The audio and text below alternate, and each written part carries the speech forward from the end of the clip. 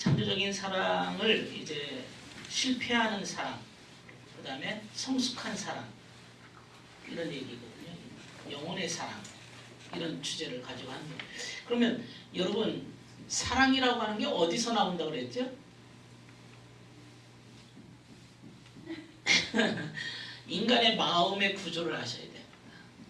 인간의 마음의 구조가 두 가지를 구성한다고 생각하시면 돼요. 하나는 사고, 사고가 뭐예요? 생각. 여러분, 생각이 마음에서 올라오는 겁니다. 응? 행동에서 나오는 거 아닙니다. 사고가 행동을 만들어내는 거지, 사고가 먼저 되는 거예요. 1초만이라도 더 빨리. 그 다음에 의지입니다. 의지. 그러니까 인간의 의지라고 하는 것은 다 사랑에서 나오는 겁니다. 그러니까 여러분, 가족을 사랑하니까 가족에 대한 사랑의 의지를 가지고 고생을 하는 거죠. 그러니까 인간의 삶에는 의지라고 하는 것이 존재하는데 그 의지가 사랑이라는 걸 아셔야 됩니다. 사랑의 범위가 넓다고 그랬어요. 자, 기영도가요, 이 사람은 시인입니다. 뭐라고 시를 쓰는가 하면, 나의 생은 미친 듯이 사랑을 찾아 헤매었으나 단 한 번도 나 스스로를 사랑하지 않았노라. 참 답답하죠? 예. 나를 위해서 인생을 못 사는 거예요. 나라고 하는 존재를 인정하지 않고 내 인생을 못 사는 거예요. 내 인생을 살아야죠. 그러면 가장 밑바닥에 자기 사랑이라는 게 존재합니다. 그러니까 내가 나 자신을 인정하지 않고 내가 나 자신에 대한 존재 가치를 내가 부인하면 나의 인생을 못 살고 어떻게 되는가 하면 남의 원하는 대로 삶을 맞춰나가요. 내 인생을 못 산다니까요. 네. 단 한 번도 스스로를 사랑하지 않았노라. 참 이런 말들. 자, 이제 신화라고 하는 주제를 가지고 보겠습니다. 신화적 사랑. 책으로 보면 지금 이제 신화적 사랑이라고 하는 주제가 나오는데, 이분이 이제 그 24페이지부터 여러 자기가 이제 미국 사람이니까 미국의 그 내담자들을 만나서 그 상담을 하는 사람이잖아요. 그러면 상담한다는 건 다 좋은 얘기, 행복한 얘기, 즐거운 얘기, 아주 감사한 얘기, 그런 얘기를 할까요? 말도 안 되는 얘기, 실패한 얘기, 정말 인생에 없어져야 되는 그런 이야기를 할까요? 상담할 때는. 그죠? 인간의 아픔을 얘기하는 게 상담이죠? 그러니까 상담이라는 것은 다 부정적인 손님들이 오는 거예요. 좋은 사람이 오는 거 아닙니다. 다 어떻게 보면 저런 일이 있을 수 있을까 하는 말도 안 되는 이야기들이 나옵니다. 여러분, 인생 살면서 그러한 정말 말도 안 되고 지저분하고 정말 듣고 싶지도 않은 부정적인 그런 얘기들 많이 보셨죠? 들으셨죠? 힘들어요? 안 힘들어요? 근데 왜 상담하려고 그래? 그런 얘기를 듣는 게 상담자의 일인데, 의사가, 환자들의 외과 의사는 살을 째야 되나요? 칼로. 그 째기 싫어하면 의사 할 수 있어요? 못하죠. 예? 남의 살을 칼로 째야 됩니다. 종기를 째듯이 째서 그 안에 막 창자도 끄집어내고, 그 안에 있는 것도 잘라내고 막 피를 봐야 됩니다. 그래도 의사는 하잖아요. 어떤 마음을 가지고 해야 될까요? 의사는 이 사람을 살려야 되겠다. 지금은 내가 피를 봐야 되고 막 그 안 좋은 걸 봐야 돼요. 그러나 이 사람의 그 생명을 살리기 위해서는 의사가 그 일을 하는 것처럼 상담자가 한 인생을 길을 찾지 못하고 방황하고 행복하게 살지 못하고 그렇게 헤매고 있는 이러한 인생을 올바른 길로, 행복한 길로, 더 가치 있는 길로 인도하려면 지금 당장의 이 슬픈 이야기, 고통스러운 이야기, 듣기 싫은 이야기를 어떻게 해줘야 돼요? 들어야죠. 그렇죠? 그런데 문제는 의사가, 병원 의사가 자기의 어떤 지식과 그런 의학적 지식 없이 이 환자를 만지면 어떻게 될까요? 그냥 일단 째놓고 봤어. 그런데 어떻게 될지를 몰라. 그럼 어떻게 될까요? 죽이는 거죠. 사람을 죽이는 거죠. 똑같습니다. 상담자는 이제 상담해주는 사람을 상담자라 그래요. 카운슬러의 상담자가 그 상담에 대한 그 이론적 가치관을 갖고 있어야죠. 어느 쪽으로 가면 반드시 좋은 길이 나온다. 응? 내 가지고 있는 지식이 뭐에 가까워야 될까요? 그 가치관이 바른 지식, 정의로운 지식, 한마디로 진리가 되겠죠. 올바른 길로 가도록, 진리의 길로 가도록 인도해야죠. 성경에서는 그 진리라고 하는 것은 그 사람이 그 길을 가도록 길이요 그랬잖아요. 길이요. 길이라는 것을 얘기하잖아요. 길.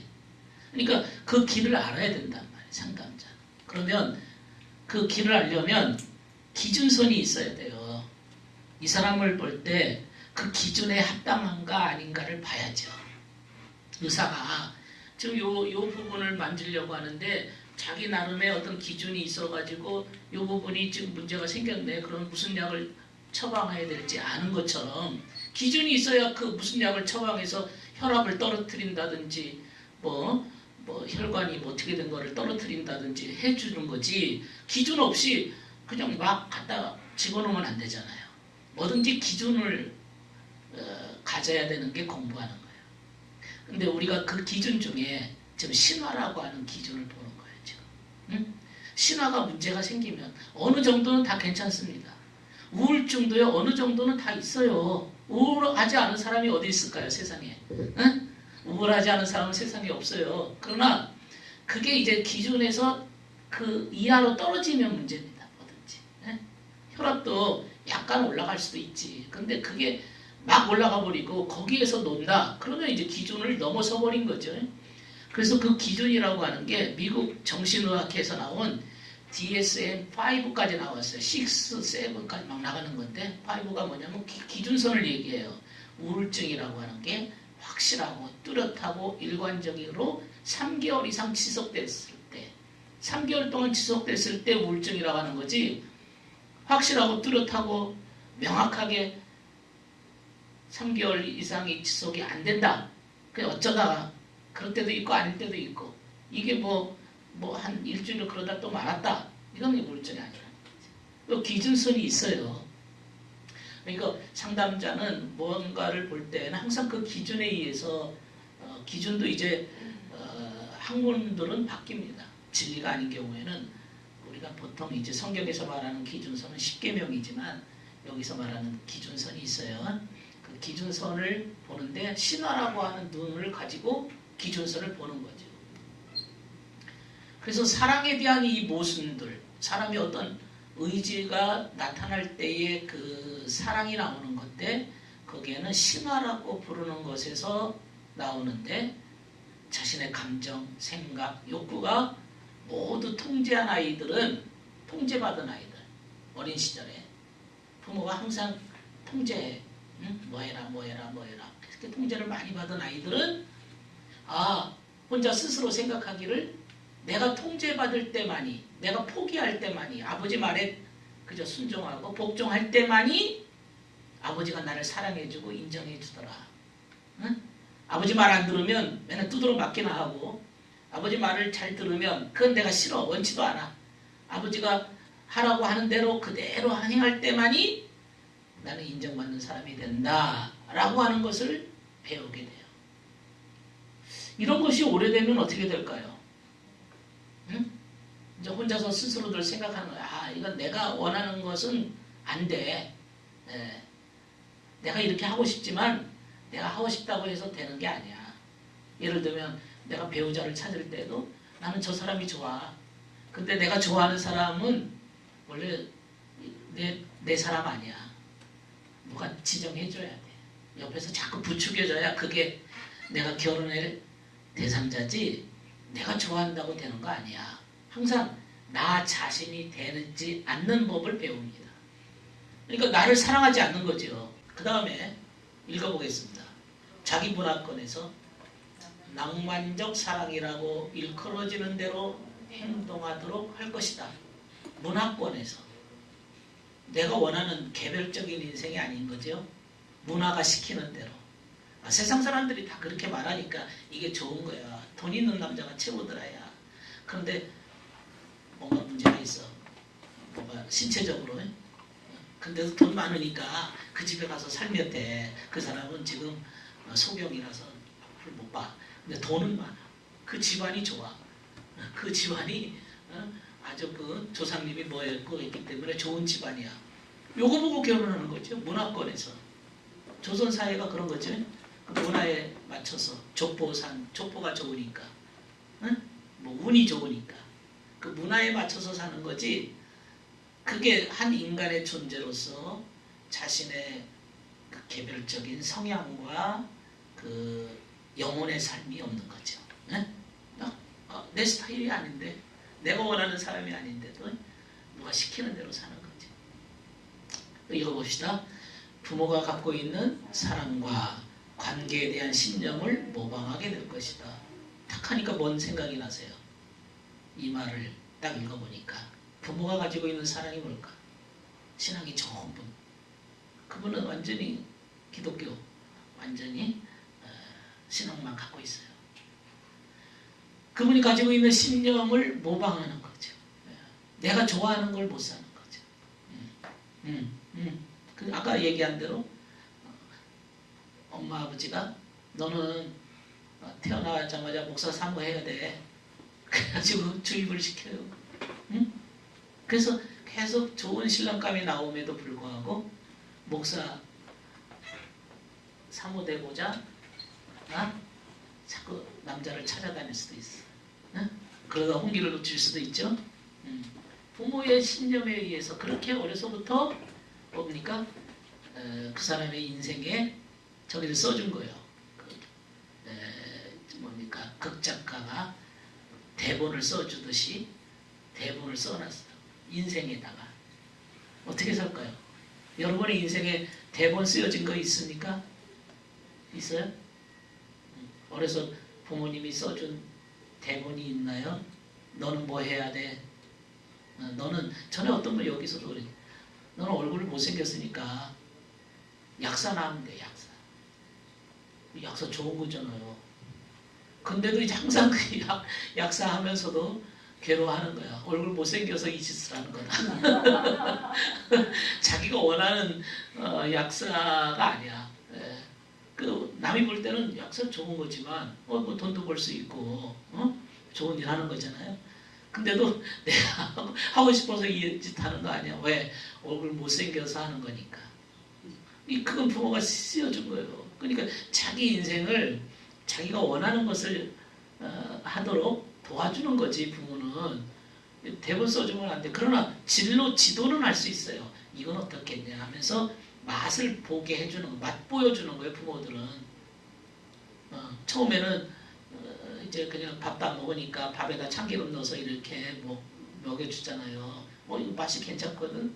그러다가 이제 시금치도 먹여주고 김치도 먹여주고 콩나물도 먹여주고 다양한 맛을 보게 해줘서 이제 애가 좀 어느 정도 크면 지가 알아서 먹는 거지. 맛을 보여주는 거거든요.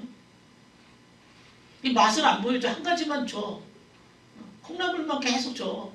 다른 거 얘가 먹을 줄 몰라. 파도 못 먹고 다른 건 안 좋은 음식이야. 콩나물 어려서 콩나물국만 먹은 거야. 그러면 똑같은 신념도 똑같은 것만 들어온 거죠. 여러분, 이 부모가 인생에 이제 가정이라고 하는 것은 가정 안에 울타리 안에서 이 아이가 이 사회에 나가도록 그 가정이라고 하는 구조는 안전하잖아요. 부모가 있으니까 일단 안전하죠. 요즘에는 안전이라는 게 돈으로부터 안전이지. 돈이 있으면 안전하죠. 어느 정도에. 그래서 세상에 나갈 준비를 하는 단계 아닙니까? 이 안전한 이 가족 안에서. 그래서 이제는 이 아이가 이제 세상에 나가서 스스로 독립하면서 살아야 되잖아요. 그 안전한 구조 내에서 부모가 사회를 경험을 시켜주는 거예요. 조금씩 조금씩. 그러니까 때로는 부모가 그 아이한테 실망을 줄 수도 있어요.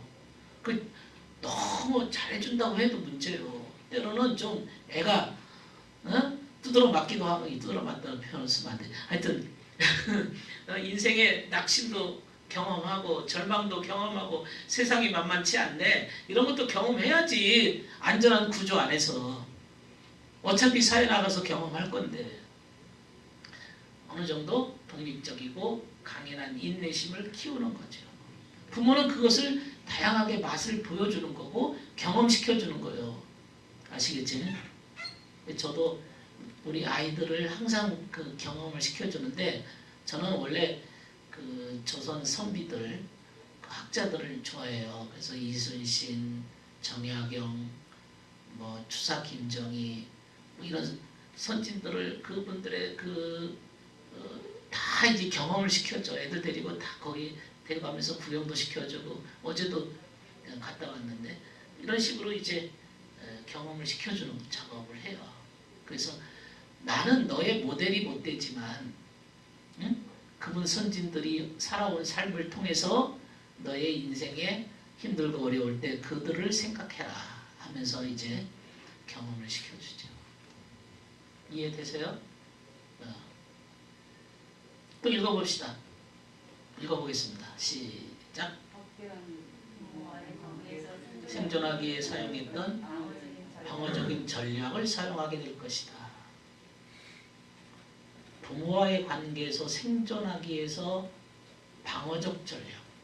어떤 사람이 이게 이제 그 가족 시스템, 가족 구조 이론에서 그 아이들의 역할과 연결됩니다. 롤 아세요? 어떤 아이는 기쁨조 아이가 있고, 어떤 아이는 말없는 아이, 어떤 아이는 영웅, 어떤 아이는 변호사, 어떤 아이는 성자, 어떤 아이는 마스코트.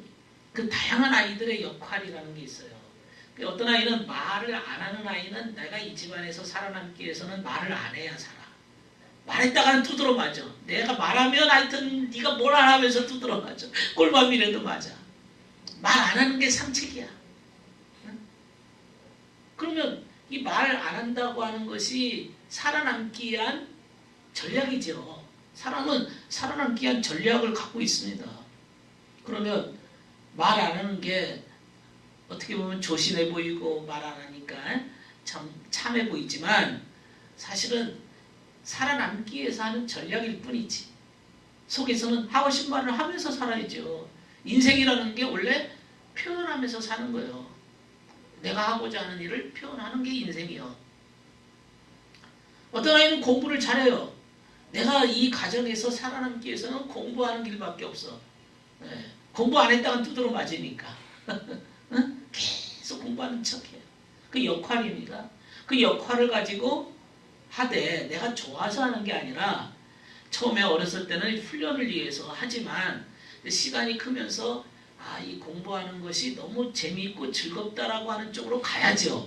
어려서는 그게 좋은 건지 나쁜 건지도 모르고 하는 거예요. 그게 이제 맛을 보는 거고 경험하는 거지만 이제 어느 정도 이 아이가 자기의 그 의식 수준을 가질 때에는 이제 내가 원하는 좋아하는 거 내가 공부하는 게 배우는 그 즐거움이 얼마나 큰가 이런 쪽으로 가야 되겠죠. 이제 그런 쪽으로 발전하지를 못하는 경우가 있다는 거지. 방어적인 전략으로만 쓰는 것. 어떤 사람은 그냥 어려서부터 맨날 싸움탕으로 살았어요. 이 사람이 내가 살아남기 위해서 맨날 싸우는 거야. 소리 지르고 싸우고 난리 법석을 때리고 그냥 소리 지르고 나중에 결혼해가지고 조금만 남편이 잘못하면 막 소리를 질러대요. 그게 살아남기 위한 전략이야. 전략. 왜냐면 그것이 내 삶의 길이라는 걸 이제 배운 거예요. 터득한 거예요. 그것이 이제 방어적인 전략이란 말이죠. 그게 심화란 말이에요. 내 살아남기 위해서는 상대방을 죽이고 싸우는 길밖에 없다. 맨날 싸움터로 가지 않겠어요? 그럼 어떻게 될까요? 그래서 자기를 보호할 수는 있으나 자기를 방어할 수는 있으나 뭐는 없어지죠? 응? 관계는 다 무너지고, 관계가 무너지고, 그 다음에 스스로 이게 뭐지? 이제 허전해지는 거죠. 공허해지는 거죠. 그것이 끝나고 나면 내가 왜 그 짓을 했지? 또 어느 정도 의식을 할 수 있는 사람들은 공허해지지만, 그러나 그것조차도 모르는 사람들은 맨날 싸우려고, 오늘 싸워도 안 됐으면 다음날 아침에 가가지고 또 싸워. 그 많습니다. 시골에 옛날에 오늘 막 싸워요. 그래서 끝났어요. 끝난 것도 아니지. 이제 날이 저물었으니까 동네 시끄러우니까 그럼 그 다음날 그 집에 또 찾아가. 가서 또 싸워. 시골에 많았습니다. 옛날에. 지금 세상은 아니지만 옛날에는 그런 게 많았어요. 그게 살아남기 위한 전략이란 말이에요. 짐승처럼 사는 거죠. 사람답게 살지는 못하는 거예요. 왜? 전략이니까. 짐승들은 삶의 생존 본능을 위해서 사는 존재들이잖아요.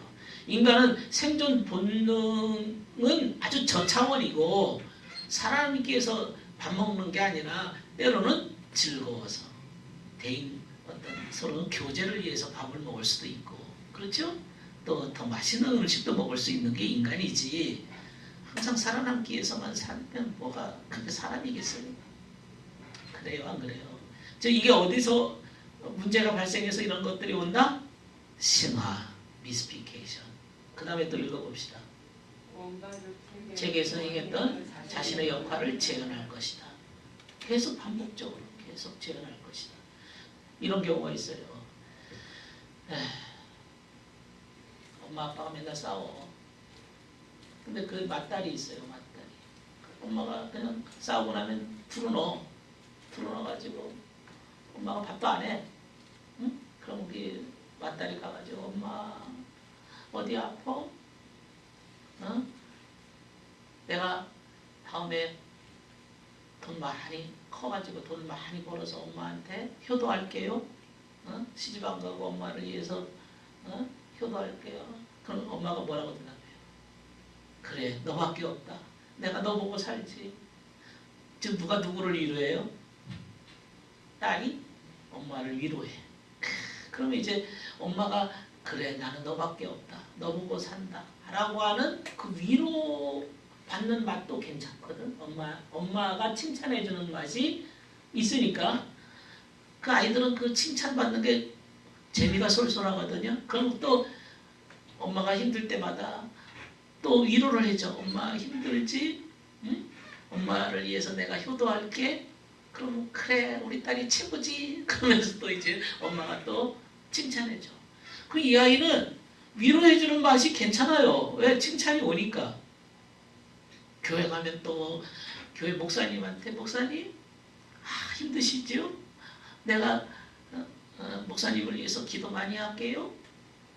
그러면 이제 또 목사님이 감사합니다. 그러면서 또 칭찬해줘요. 칭찬해줘요. 나중에는 이제 결혼할 때가 됐어요. 미스 김, I love you. 내가 당신을 돌보아 줄게요. 나하고 결혼합시다. 그러면 왠지 닭살. 약간 좀 모자른 남자. 뭔가 부족한 남자가 내가 위로를 해주면 받아들이는 남자. 왜? 위로 전문가니까. 위로해줄 남자를 찾는 거예요. 약간 부족한 남자가. 마치 뭔가 문제 있는 남자한테 위로를 해주니까 되게 좋아하거든요. 그래서 그 남자하고 결혼했어요. 약간 모질이야. 근데 그 이제 걔하고 사면 계속 위로를 해줘요. 처음에 위로받는 재미 때문에 그 아이도 결혼한 거고, 이 여자는 위로해주는 재미로 사는 거지. 처음에는 괜찮아요.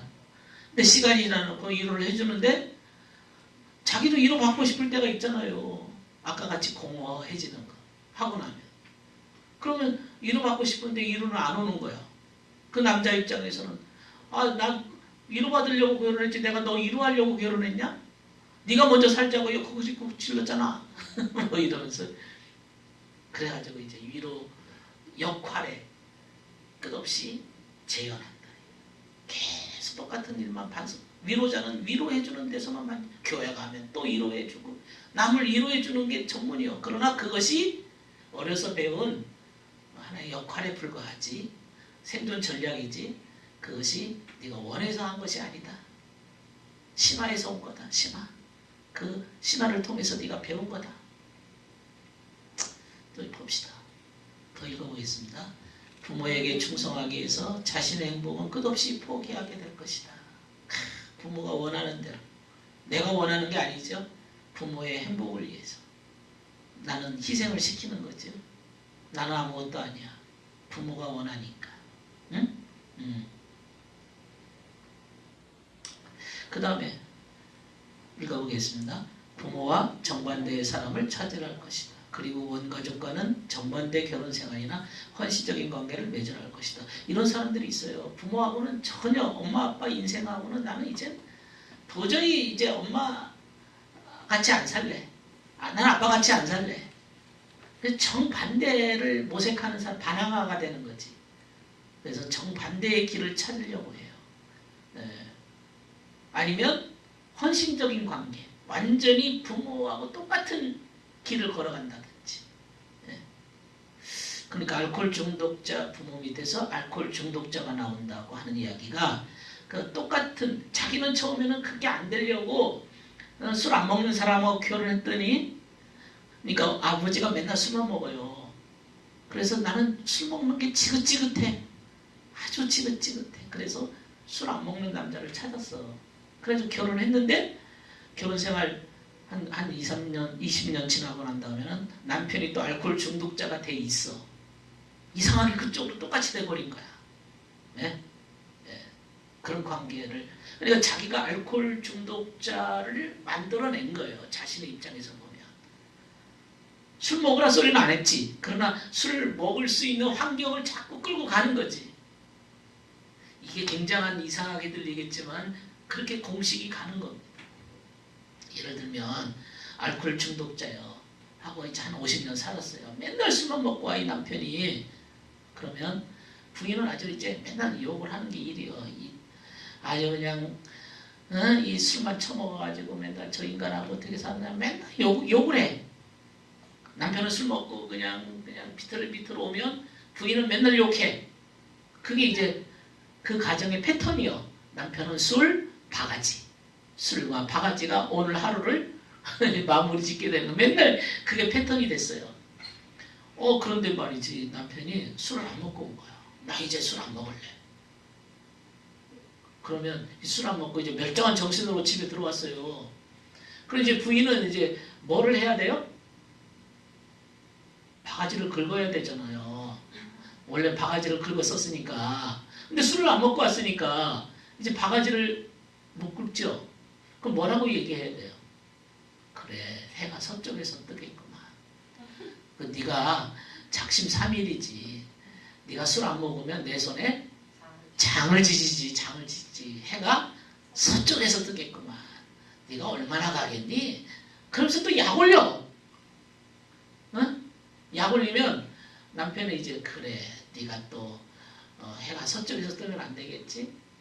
손에 장을 지지면 안 되겠지? 그래서 또 술을 먹고 와. 또 술을 먹어요. 그럼 또 이제 바가지가 또 시작되죠?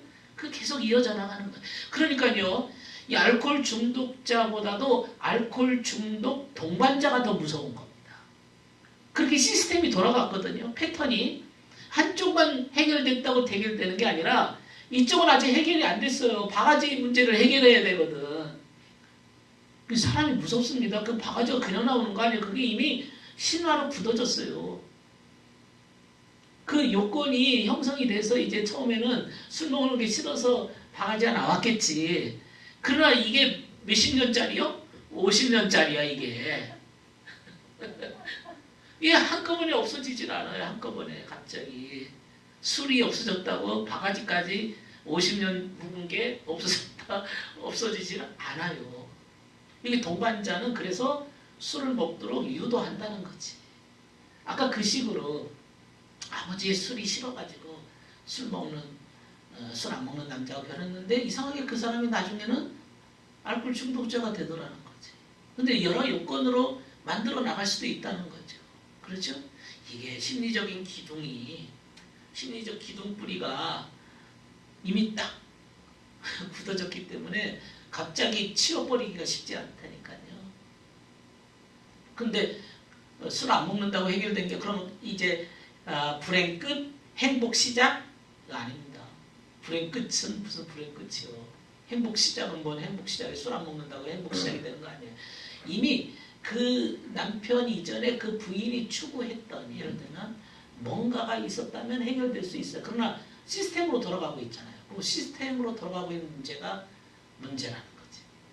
응? 이게 신화적 사랑의 형태다. 이렇게 되는 거예요. 다 신화에서 온다는 거지. 자, 그러면 신화된 사랑의 원천들 보겠습니다. 이게 어떻게 이게 신화가 시작이 돼가지고 완전히 그 밑바닥에 원천이 이루어졌느냐. 이게 이제 원가족에서 옵니다. 원가족이 뭐죠? 오리지널 패밀리. 오리지널. 원가족이 뭐라고 그러죠? 여러분의 원가족은 누굽니까? 여러분의 부모하고 살았던 어린 시절을 여러분의 원가족이라 합니다. 응? 여러분이 부모하고 어떻게 사셨어요? 한마디로 말하기 어렵죠. 다 사람마다 환경이 다르고 그렇죠? 그 부모의 수준도 다르고 또 부모 없이 사신 분도 계시고 또 아버지가 맨날 술만 먹고 난리친 분도 있고 아버지가 이렇게 좋은 엄마 아버지가 수준이 높았던 분도 있고 뭐 너무 다양하죠. 너무 환경이 너무 다양합니다. 정말 천차만별입니다. 그런데 그 천차만별인데 어려서 그 상처 안 받고 이 땅에 어른이 된 사람은 이 세상에 있을까요? 없을까요? 만약 어떤 사람이 나는 어려서 사랑만 받고 살았다. 그럼 그게 바로 상처요. 너는 상처 없이 자랐다는 게 상처다. 그렇게 생각하는 게 상처다. 이렇게 얘기해야 돼. 왜냐하면 세상에는 완벽한 사람도 없고 상처 없이 산다는 건 불가능하다는 얘기예요. 그래서 원가족과의 관계가 이미 나는 뿌리 깊게 형성이 돼 있어요. 나의 마음의 구조에. 아시겠죠? 엄마 아버지의 그 삶이라는 것은 내 마음의 구조를 만들어냈단 말이죠. 이해가 되십니까? 내 마음의 구조를 만들어냈기 때문에 나는 엄마 아버지의 인생을 재현할 가능성이 높아요. 마음의 구조가 이렇게 됐으니까. 환경은 다르지만 뭐 예전에 엄마 아버지 살았던 50년대 60년대가 아니죠. 지금 환경은 2000년대이긴 하지만 환경은 달랐지만 내 살아가는 방식은 똑같진 않지만은 그 신념에 의해서 살아간다 이 말이에요. 이해되세요? 그러면 어떤 사람이 성숙한 사람일까요? 원가족대로 사는 사람 아니면 원가족에서 떠난 사람 어떤 사람이 성숙한 사람이에요? 오케이. 그 정도 되면 상담 좀 많은 분들입니다. 원가족에서 떠나야 됩니다. 영웅들의 이야기는 집을 떠나는 데서부터 시작합니다. 이 말을 아주 잘 들으세요. 영웅의 이야기는 집을 떠나야 됩니다. 여러분 초등학교 동창생 다 만나보셨어요? 만나고 계시나요? 초등학교 동창생 만나세요? 근데 우리 어렸을 때 초등학교 동창과 지금 이게 젊은 분들의 초등학교 동창은 좀 달라요. 다 지금 도시화된 상태의 초등학교와 우리 어렸을 때는 진짜 초등학교 그 시절을 생각하면 저 신리길에서 여기에 허리에다가 도시락을 돌돌돌 말아가지고 허리에 묶어가지고 온 애들 많았어요. 신리길을 걸어서 꼭 데리고 다니는 애가 있었어. 근데 그 데리고 다니는 애를 이제 제가 초등학교 동창생을 만났거든요. 얼마 전에. 걔가 그 주동자 데리고 다니는데 지금도 초등학교 동창을 끌고 다녀. 야, 그 신기한 그 주동자야. 그 어렸을 때의 그 초등학교 그 아이들 그냥 그 시골에서 서울로 간 애들하고 저 같은 경우는 초등학교 5학년 때 서울로 유학을 왔어요. 아버지가 너는 서울 가서 공부해라 하면서 전학을 시켰어. 서울에다. 집은 시골인데 그래서 삼촌 댁에서 뭐 이렇게 또뭐 저기 뭡니까 그 하숙 생활도 하면서 그렇게 자랐어요. 나는 서울로 유학을 온 거지. 엄청난 거지. 그 당시에는 그 시대에 나밖에 없어. 서울로 유학 간 애가. 대단한 기대를 안고 서울로 유학을 보낸 거예요. 근데 보니까 중학교 졸업하고 중학교 때 서울로 와가지고 프랑스 유학을 갔다 와가지고 이제 국민대 교수였던 애가 있어요. 그냥 시골에서 자란 애들 지금까지. 그래서 뭐 지역은 이제 바뀌었죠. 뭐 거기서 이사 가기도 하고 그랬지만 혼자 생각하는 거야. 정신적인 면에서 과연 고향 땅에서 태어나 고향 땅에서 자라 고향 땅에서 이제 인생을 마무리 짓는 사람, 고향 땅 옆집 우물가에 앵두밭에서 순이를 만나서 사랑을 해가지고 거기서 애 낳고 사는 사람, 고향을 떠나서 객지에서 생활하는 사람, 이 정신적인 문제, 심리학적으로 뭐라고 얘기할까? 응? 심리학적으로는 고향을 떠나는 것. 특별히 원가족을 떠나라. 그러니까 부모가 살았던 방식이 완전하지 않고 너의 삶에 지대한 영향을 미친 건 사실이지만 새로운 인생을 살아라. 그걸 분리라 그래요. 분리가 이루어져야 된다. 분리. 그래서 심리학이라는 것은요. 너의 문제는 어린 시절에 부모와 이루어 놓았던 그 신화가 지금 이 문제를 만들어낸 거다. 이렇게 보는 거예요. 부모가 하라고 시키진 않았지. 그러나 부모의 좋은 면만 배운 게 아니라 나쁜 면도 내 속에 들어와 있는 거 아셔야 돼. 부모의 부족한 면이 내 속에 들어와 있다는 걸 아셔야 돼요. 부모는 그거 안 가르쳤어야 부모끼리 맨날 싸움하는 거 그거 배워. 그러지 않았어요. 근데 그걸 배웠단 말이에요. 근데 그것보다 더 잘 싸워. 아시겠죠? 그러니까 안 좋은 면도 부모의 것이 들어왔다는 거 아셔야 돼요. 응? 좋은 면만 들어왔으면 얼마나 좋았겠어. 이제 그걸 떠나보내야 돼요. 그것 때문에 내 인생이 망가져요. 아시겠죠? 그게 내 인생을 망가뜨려요. 그래서 원가족을 떠내는 가장 강력하고 극적인 방법이 뭐냐? 이거죠. 그러니까 사실은 내적 치유나 우리가 말하는 내면의 아이 치유나 이런 작업은요. 어린 시절에 부모가 만들어준 신화로부터 벗어나는 작업. 그게 아주 강력합니다. 내면의 아이 치유 방법이. 그리고 지금 원래의 고통 작업, 오리지널 페인 워크, 원래의 고통 작업이라고 하는 치유 작업입니다. 이게 뭔 말일까요? 원래의 고통 작업이 뭘까? 어린 시절에 내 속에 깊이 들어와 있는 그 신념, 신화, 이것이 얼마나 너의 인생을 망가뜨리는가를 발견하는 거죠. 아까 존 브래드쇼가 내가 어려서 아버지가 가정을 돌보지 않은 그 주제를 안고 살았다 이 말이 있어요. 그러니까 자기가 어린 시절에 그런 어머니 밑에서 자란 장남이거든요.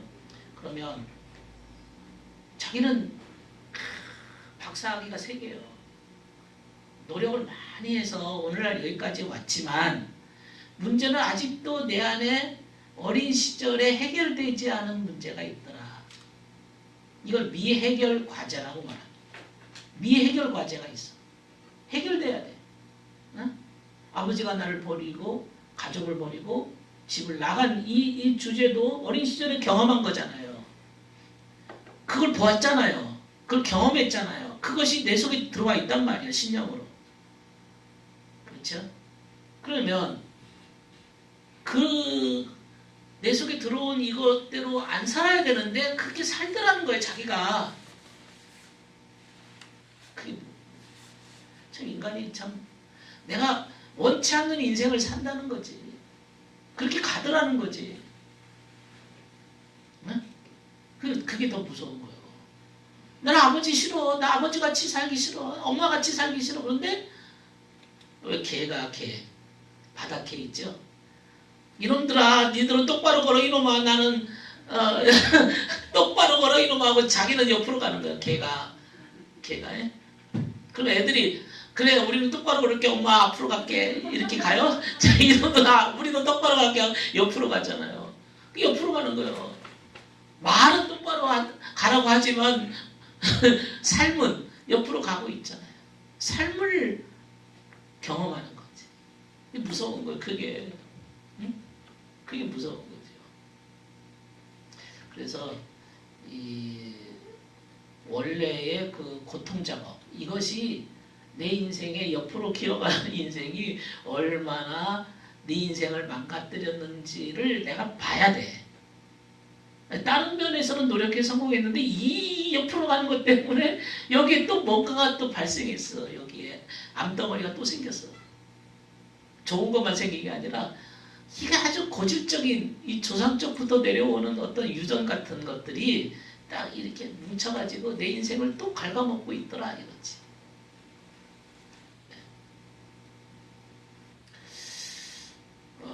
예전에는 어렸을 때는 그것이 좋아 보였는데 이게 나중에 사랑이 아니었음을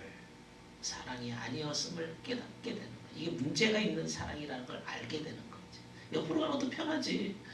하지만 이것이 문제가 있다는 사실을 알게 된 거지. 사랑이 아니었다는 사실을 알게 되는 거예요. 그러니까 우리가 사랑의 폭이라는 게요. 아까 가정이라고 하는 게요. 인생에 나는 아버지한테 맨날 두드러 맞고 자랐어요. 그래가지고 이제 자식들한테는 한마디도 나쁜 소리를 안 해. 아버지가. 왜냐 하도 아버지한테 잔소리를 많이 듣고 두드러 맞고 자랐기 때문에 애들한테는 설설 켜. 그러면 설설 키면 그 아이들이 우리 아이들은 맨날 아버지가 설설 키면서 자기한테 잘해달라는 거 다 해줬으니까 애들이 그러면은 잘 자랄까요? 또 못 자랄 수도 있을까요? 못 자랄 가능성이 더 많지요. 그러니까 항상 비난을 받아서 자란 것뿐 아니라 너무 잘해줘도 문제가 생기는 거죠. 과잉보호 때문에 발생하는 문제가 또 생겨요. 나는 그걸 사랑이라고 여긴 거지. 응? 하도 이제 맨날 두드러 막 구박받으면서 살았기 때문에 잘해준 것만이 우리 아이를 키우는 방법이라 생각하고 잘해주려고 해봤는데 그게 사랑이 아니었음을 알게 되는 거죠. 부부간에도 마찬가지입니다. 부부간에 남편에 대해서 맨날 잘했네 하면서 잘해줘요. 해달라는 다 해줘요. 왜? 우리 엄마는 맨날 아버지가 해달라면 맨날 그냥 콧방구도 안 꼈어요. 잔소리만. 그래서 나는 내 결혼해가지고 막 남편이 해달라면 뭐 밤을 새서라도 해줘요. 그게 과연 좋은 걸까요? 때로는 잔소리 좀 들어야지. 그렇죠? 남편이 잘못했을 때는 저 한마디 좀 해줘야지. 마누라 무서운 것도 좀 가르쳐줘야지. 못하지. 못할 것 같아. 순대기 같이. 마누라 무서운 줄 좀 가르쳐줘야지. 남자와 여자 관계는 남자는 바깥 양반이요. 옛날에 양반들은 부인을 보고 뭐라고 부르는 줄 아세요? 응? 안사람이라고 불렀어요? 부인을 보고 마누라? 갑자기 잊어버렸네. 안방만. 안방만. 사람이 말을 된 거. 안방만. 그러니까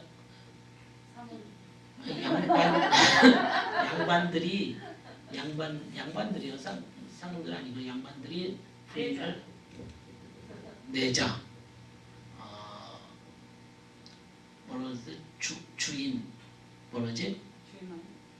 갑자기 잊어버렸다.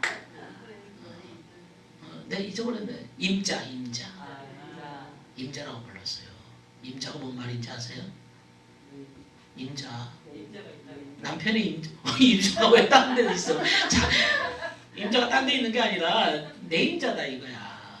그러니까 주인이 누구라는 거예요? 부인이라는 거예요. 부인 보고 임자라고 불렀다니까. 남편들이 부인을 보고 임자 불렀어요. 내 임자, 나의 임자 그거거든. 그러니까 부인들이 임자요. 내 거는 다 네 거예요. 근데 부인들이 그 뭡니까 저 창고 열쇠를 부인들이 쥐고 있잖아요. 요즘 말로 하면 돈을 쥐고 있는 거지. 네? 경제권을 부인들이 쥐고 있는 거고 생각해봐요. 남자와 여자의 성적인 그리고 육체적인 구조를 보세요. 남자는 다 누구한테 주게 돼 있어요? 몰라요? 부인한테 주게 돼 있잖아. 남자의 생리 구조가 성관계할 때 누구한테 가요? 그게 다 C가 모르시는구나. 잘 모르겠어요. 예. 여자한테 갑니다. 이미 결국에 모든 것은 다 여자한테 집중되어 있어요. 여자한테. 남자 건 다 여자한테 가는 거예요. 그게 임자예요. 여자 무서운 줄 알게 시키라고. 다 여자한테 오게 돼 있어요. 그 여자들은 남편 거는 다 내 거예요. 내 거는 내 거고. 그 여자들은 그렇게 생각해. 남자들은 내 거는 내 거 아니에요. 다 여자 거예요. 그 벌써 구조가 달라요. 예. 그래서 남편 돈이 만약에 남편이 돈을 자기 친정엄마한테 갖다 월급을 타가지고 그럼 어떻게 될까요? 부인들이 친정엄마 돈을 뺏어올까요? 안 뺏어올까요? 뺏어오죠. 여성은 그렇습니다. 그래요. 내 거, 내 거. 그래서 남편이 자기 몰래 딴 사람한테 예를 들면 이제 시댁이나 이런 데 돈 줬다고 난리 나는 거야. 그래서 왜? 누구 거니까? 내 거니까. 원래 그런 게 심리 구조예요. 여성들은 남편께 다 자기 거라고 생각하니까 어떻게 보면 만만하다고 남자들이. 남자를 굉장히 만만하게 봐요. 그런 면이 좀 있어요. 여성들이. 주인이니까 주인. 응? 무서운 분들이에요. 네. 지금 시대는 또 여성들이 남자를 다치고 있는 그런 시대적인 또 여러 가지 환경이 또 돼 있잖아요. 여성들을 위한 여러 사회적인 배경이. 자, 그 다음에 신화된 사랑의 원천들 중에 원래 고통이란 뭐냐? 심리적 외상이 너무 심각했거나 감정을 표현하는 것이 너무나 위험해서 억압해야만 했던 감정. 예, 다시 읽겠습니다. 외상이 너무 심각해. 심리적 외상입니다. 심리적 외상이라는 건 뭐가 있을 것 같아요, 여러분? 심리적 외상 뭐가 있을 것 같아요? 외상 후 스트레스성 장애도 심리적 외상입니다.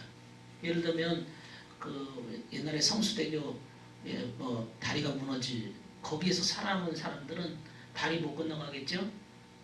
삼풍백화점 무너졌을 때 거기서 살아남은 사람은 백화점에 가기가 못 가겠지. 그 심리적 외상이죠. 자동차한테 이렇게 치인 사람들 그 심리적 외상입니다. 외상 후 스트레스성 장애입니다. 이해되세요? 또 가정폭력 심리적 외상입니다. 성폭력 심리적 외상입니다. 이 심리적 외상이 심각했거나 그 다음에 감정 표현이 위험했던 사람들 어떤 가정일까요? 뭐 감정을 표현하는 게 여러분 어린 시절에 자유로웠어요? 자유롭게 여러분의 감정을 표현했어요? 뭐 못했어요? 못했다고 생각하시나 봐요? 네? 네? 부모님이 때문에 못한 거죠 어린아이. 그러니까 조용해라 시끄러! 어린애는 가만히 있어요. 근데 여기서 감정 표현이 어떤 감정 표현은 좀 허용이 됐을까요? 기쁨. 깍깍깍 웃는 것도 뭐 스톱 시켜. 웃지 마. 복나라.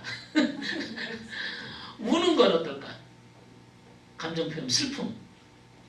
그건 난리 나지. 더 두드러 패지. 어? 교회는 어떨까요? 감정 표현이 허용이 됩니까? 네. 어떤 거가 허용이 돼요? 안 될 수도 있죠. 어떤 게 안 돼요? 필요할 때 울면 울면 못 울면.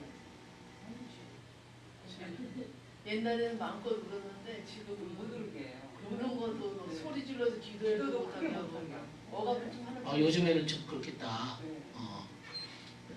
근데 하여튼 전통적으로 교회는 이제 와서 울어야 되는 곳인데 또 처녀가 막 울면 뭐 내용이 쟤또 실현 나간 거 아니야? 뭐 처녀가 울면 꼭 이상한 쪽으로 생각하지? 응? 분노도 우리의 감정입니다. 교회 허용이 됩니까? 막 화낸다고 누가 막 그 감정으로 인정합니까? 안 해주죠. 그렇죠? 허용되는 감정이 있지만 허용 안 되는 감정도 있단 말이죠. 특별히 가정 내에서는 더 제한되죠. 부모가 이 심리적인 문제를 아는 사람들, 특별히 이제 성숙한 부모일수록 아이들의 감정을 허용을 많이 해줍니다. 그러나 심리적으로 성숙이 안 된 부모들은 아이들의 감정을 허용을 안 해줍니다. 예를 들면 애가 시장 데리고 가는데 넘어져서 울었어요. 이거 가가지고 그럼 이제 어떤 엄마는 이 똑바로 못 걷고 그냥 울고 있다고 더 때려. 그러니까 애가 넘어지니까 자기가 마음이 괴로우니까 애를 더 때리는 거야. 애를 아파가지고 우는데 자기는 자기 마음이 아프다고 애를 더 나무래. 이게 성숙한 부모예요, 미성숙한 부모예요. 그렇죠? 예. 그러니까 자기라서 더 난리치는 거야. 근데 성숙한 부모들은요, 그거를 어디 아프냐? 그러면서 이걸 싸매어 주죠. 응? 대부분 이제 부부간에도 뭐 이렇게 이제 부인이 어디 가서 뭐 다쳤다 그러면 남편이 어디 많이 다쳤냐, 어디 병원에 가봐야 되지 않냐 이렇게 해주면 좋은데, 그래서 그 물건이 망가져가지고 그거 살려면 몇십만 원 드는데 당신 이러면 이 양반이 나는 이것 때문에 지금 아프니 뭐니 하는데 당신은 이거 가지고 이 물건 망가졌다고 한다고 더 이제 또 부부싸움이 시작이 돼 또. 그런 경우 많아요. 응? 그러니까 심리적 성숙한 사람들은 상대방의 감정을 어느 정도 폭넓게 이해해 줍니다. 대부분 이제 싸우는 사람들은 다 심리적 문제를 해결이 다 안 되는 사람들이 많아요. 어려서 이 감정 허용이 안 됐단 말이에요. 그러면 그 감정의 허용이 안 되면 내 속에 이 프로이드 이론에 의하면 이걸 뭐라 그러죠? 억압이 됐다 그래. 억압이 됐다. 막 압축이 돼가지고 꽉 이렇게 얼음이 돼가지고 저기가 된 거예요. 냉동실에 그 감정이 없어지지 않고 냉동실에 냉동이 돼 있어요. 응? 어렸을 때 억압된 감정이 냉동돼 있다 이거. 여러분 속에 냉동실이 있어요. 응? 언제 뛰쳐나올까 이 냉동된 아이가. 어? 자라보고 놀란 가슴 소뚜껑 보고 놀란다 그러죠. 그러면 어려서 냉동된 이 감정은 자라요. 근데 이제 한 몇십 년 지났어. 소뚜껑하고 비슷한 게 또 올라왔어. 보여. 그러면 이게 연결이 돼. 자라보고 놀란 가슴 소뚜껑 보고는 또 감정이 똑같은 감정이 증폭이 돼서 올라와요. 이해되세요? 이게 바로 이제 프로이드 이론 중에 억압이 분출되는, 표출되는, 액팅아웃, 표출된다 그렇게 얘기해요. 사실 알고 보면 지금의 문제는 지금의 문제가 아니라 어린 시절에 억압되고 허용이 안 된 것이 지금 드러난 것이다 이렇게 보는 거예요. 다 어렸을 때하고 연관되죠. 상담 이론이 원래 그래요. 어린 시절하고 이미 너는 어렸을 때 모든 걸 다 배웠다 그러잖아요. 어렸을 때 이미 다 배워놓은 거 어른이 돼서 똑같이 살고 있는 것에 불과하다 이렇게 보는 것이다.